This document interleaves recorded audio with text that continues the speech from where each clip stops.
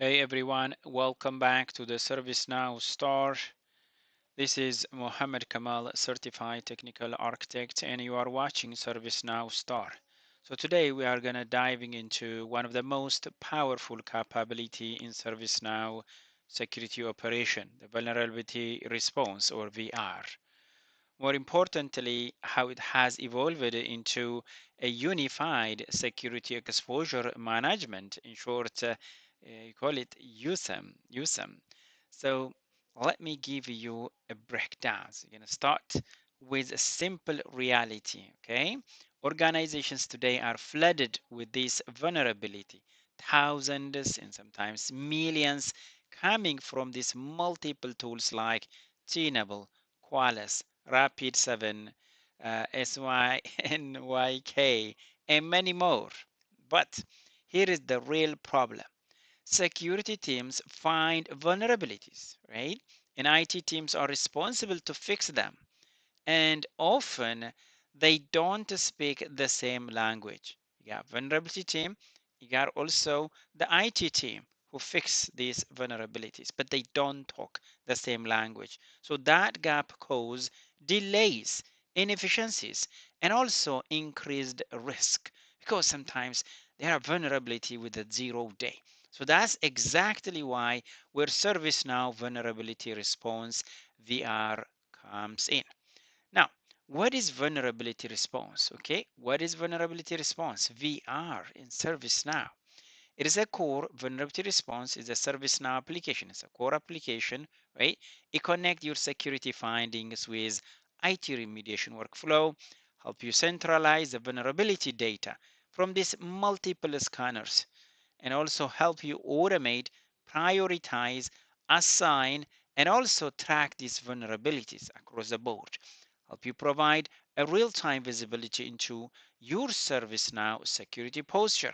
Think of it as a bridge between your security and also IT operation, powered by the workflow, the ServiceNow workflow engine of the Now platform in a single system of record. Now, talking about that VR, now let me give you a high level about USEM, how ServiceNow evolved into a USEM evolution.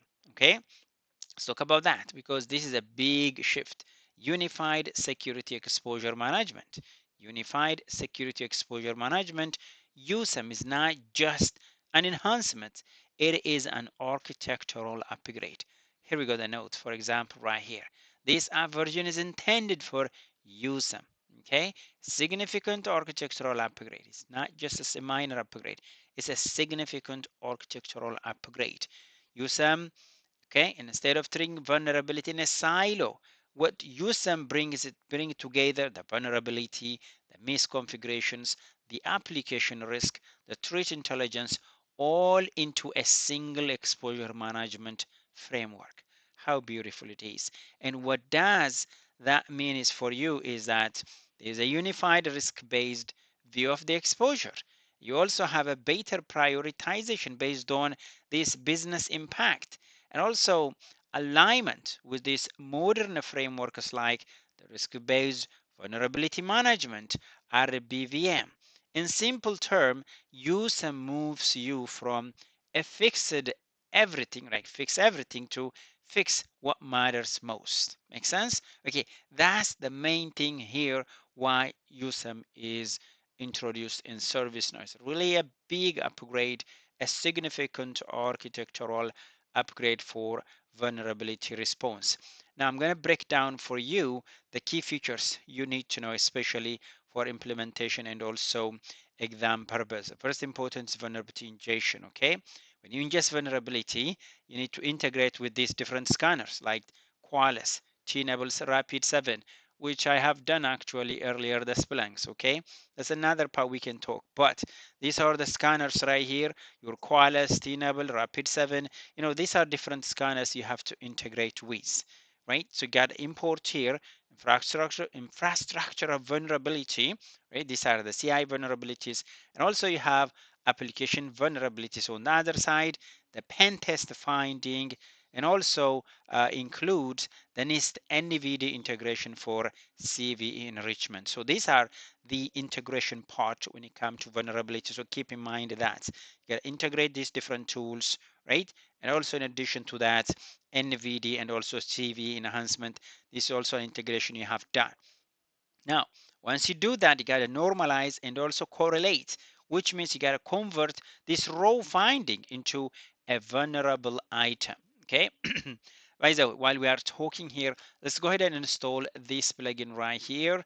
As I go ahead and install, you see all these plugins will be also installed. This might take some time, but we're gonna let it go run, and we're gonna continue talks. You got to integrate, and then from there normalize and also correlation. So converting this raw finding into a vulnerable item, which is a VIT, and mapping the vulnerability into your configuration item, your CIs, your CMDBs, right? So that's an important part also. Okay, then not only that, this is really critical because now the vulnerabilities are tied to your business service. Okay, business service.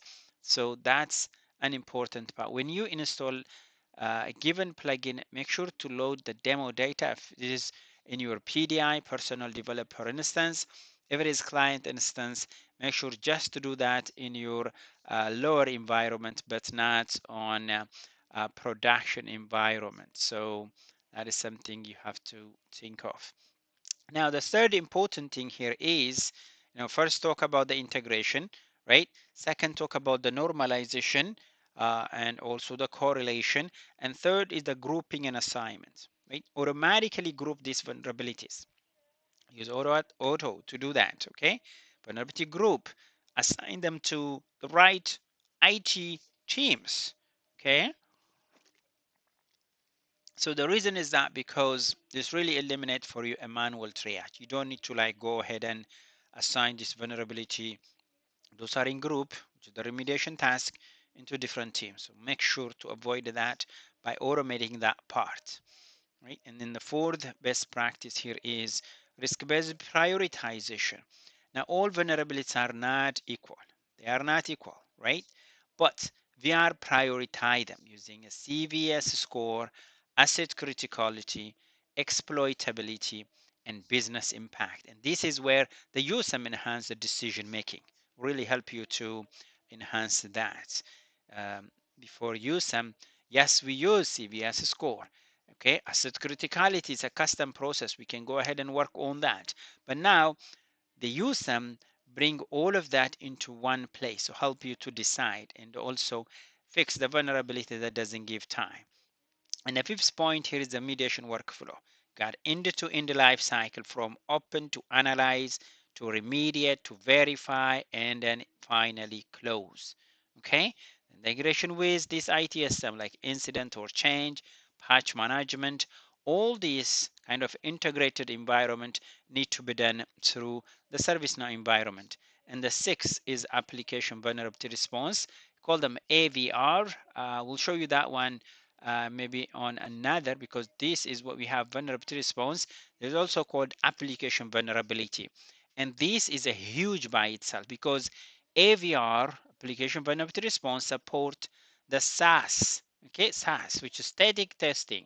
There is also a DAST, dynamic testing, SCA, which is an open source risks and secret detections, and these bring us the DevSecOps into the ServiceNow environment. Okay.